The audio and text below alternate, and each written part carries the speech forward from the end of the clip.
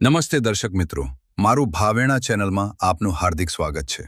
ભાવનગર શહેરના કુંભારવાડા ખાતે બંધારણ જાગૃતિ સેમિનારનું આયોજન કરવામાં આવ્યું હતું, જેમાં બંધારણમાં જે જોગવાઈઓ કરવામાં આવી છે તેની અમલવારી કરવામાં આવી છે કે કેમ તેની વિસ્તૃત જાણકારી આપવામાં આવી હતી।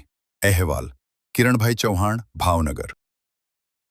આપણો વિકાસ છે, સંવિધાનમાં આપણી સુરક્ષા છે, સંવિધાન છે એટલે આપણે દરેક પ્રગતિ કરીશું, સંવિધાન છે આપણે દરેક જગ્યાએ આપણે બિઝનેસ કરી શકીશું, સંવિધાન છે એટલે બધું કરી શકીશું। એ સંવિધાનની સાથે આપણે નાટક કરવા આપણે માંગીએ છીએ, એ આ લોકો તકલીફ છે, એના આપણે ગુલામ બનાવવા છે। બાબા સાહેબ આપણે આઝાદ બનાવવા હતા, તો છે બાબા સાહેબ આપણે મતનો અધિકાર આપ્યો છે કે આપણને વેચવાનું નહીં, દારૂ ભેજા વેચવાનું નહીં, આપણે હારો રાજા બનવાનો અધિકાર આપ્યો છે।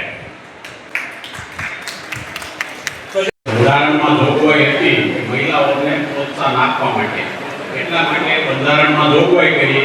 એ જોગવાઈનું 70 વર્ષ પછી ગુજરાત સરકારે અમલવારી કરી। 2015 થી અમલવારી છે, 10 વર્ષ થઈ ગયા। તો અંદાજને વાત કરી કે અમારે મહિલા મંડળ બનાવવું છે, તો મેં કીધું તમને જે કંઈ માહિતી માર્ગદર્શન જોવે એ બધું હું આપીશ। 15મી સાલમાં 2015માં હું પ્રોજેક્ટ ઓફિસર હતો, ભાવનગરમાં 75 બચત મંડળ બનાવ્યા છે, એ બધા ચાલુ છે।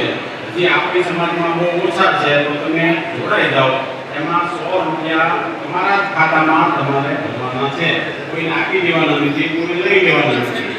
6 મહિના તમે બચત મંડળ ચાલુ રાખશો અને સરકાર તરફથી સહાય મળશે। તમારે રોજગારી કમાવી છે તો રોજગારી એમાં કરી શકશે। બાકી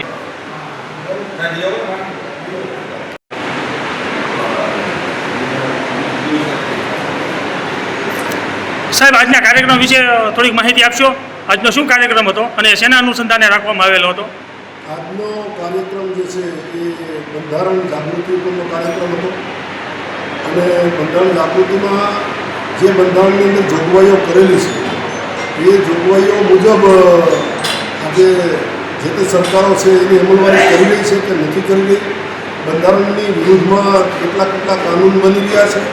પછી છેલ્લા 77 વર્ષની અંદર જે શાસકો શાસન પર આવ્યા એમને બંધારણની અંદર જે જોગવાઈઓ છે એ મુજબ એને અમલવારી કરેલી છે કે નથી કરેલી, કેટલી અમલવારી નથી કરી અને નથી કરી તેના માટે જવાબદાર કોણ છે, અને આજે પણ જે છે એ બંધારણનું ઉલ્લંઘન કરી અને બંધારણની વિરુદ્ધમાં કોણ કામ કરી રહ્યું છે એની આખી વિસ્તૃત માહિતી જે છે એ બંધારણ જાગૃતિ સેમિનારના માધ્યમથી આજે આપવામાં આવી છે।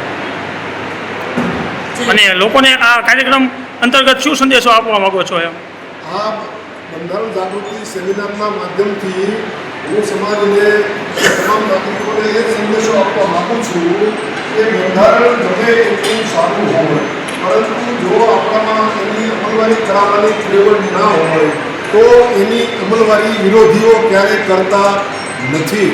એટલે અમલવારી કરાવવા માટે તમારી પાસે પ્રચંડ જનશક્તિ હોવી જોઈએ, તો જ તમે બંધારણની સાચી અમલવારી કરાવી શકો।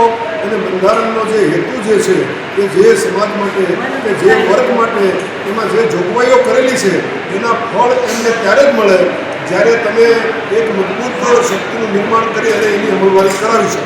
જો અમલવારી ન કરાવી શકો તો બંધારણમાં ગમે તેટલી સારી જોગવાઈઓ હોય તો પણ એના ફળ જે તે વર્ગને મળતા નથી। આ સેમિનાર અંદાજે તમે કેટલાક સમયથી ચલાવી રહ્યા છો અભિયાન? આ બંધારણ જાગૃતિ સેમિનાર હું છેલ્લા 2 વર્ષથી ચલાવી રહ્યો છું, અને આ બંધારણ જાગૃતિનો આ 25મો સેમિનાર છે। જય સરદાર, જય